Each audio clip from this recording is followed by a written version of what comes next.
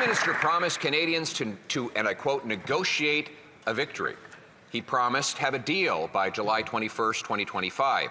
Still no deal, still no victory. And American tariffs have actually doubled. But today, the Prime Minister made his biggest concession of all. He promised to push $1 trillion of investment out of Canada into the United States of America, which will drive down Canadian wages and Canadian jobs. Why is it when the Prime Minister goes for lunch at the White House, it's Canadian workers on the menu? That's right. The Honourable Government House Leader. Mr. Speaker, the Prime Minister and his colleagues are at the White House today, advancing Canada's interests, advancing Canada's trade interests, advancing our interests in foreign policy generally. And I know that the hopes of all Canadians accompany our Prime Minister to those meetings where he will very, very clearly defend the rights of Canadian workers and of the Canadian economy. I sure hope the Leader of the Opposition is among those Canadians. The Honourable Leader of the Opposition. The Prime Minister casually said, and I quote, $500 billion in the last 5 years alone of Canadian investment has left to the U.S. And he said probably $1 trillion in the next 5 years if we get the agreement that we expect to get. In other words, he made a massive $1 trillion concession before the deal was even signed and without getting anything in return. $1 trillion of exit investment means closing mines and factories in Canada and opening them in the U.S. Why did the Prime Minister sell out our workers on his visit to Washington? The Honourable Government House Leader. Speaker, we do not need Donald Trump's permission to open mines and roads and infrastructure in Canada. That's exactly what we're going to be doing, is building Canada with Canadian labour, Canadian steel, Canadian aluminum, and Canadian lumber. If he's referring to the Maple 8, the pension funds that Canadians are so proud of and invest in, who invest all over the world and take their profits back to Canada to pay Canadian pensions, well, I say bring that on too, Mr. Speaker. The Honourable Leader of the Opposition.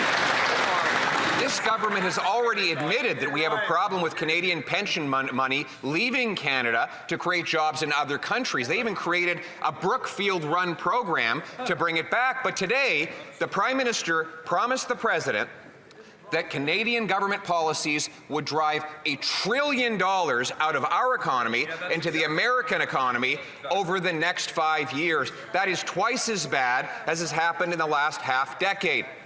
This means lost jobs and lower wages for Canadians who already can't pay their bills. Again, why did the Prime Minister sell out Canadian workers in his visit to Washington? The Honourable Government House Leader. You know what Canadians feel when they see the Prime Minister and ministers in the Oval Office defending Canada? Mr. Speaker, they feel pride. They feel pride that this Prime Minister is standing up for our country, standing up for our workers, standing up for our steel industry, and these crazy hair-eyed schemes that the Leader of the Opposition comes up with just to get in the news cycle are quite frankly a little embarrassing.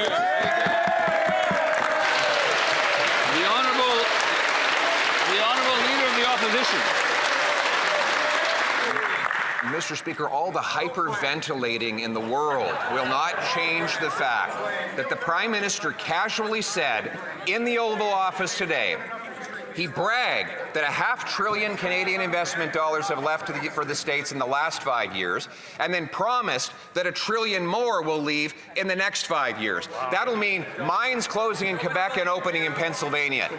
It'll mean mills closing in BC and opening in Washington State, factories closing in Ontario and going to Michigan. Why is it that the Prime Minister sells out Canadian workers, Canadian jobs, and Canadian investments in the White House? Government House Leader.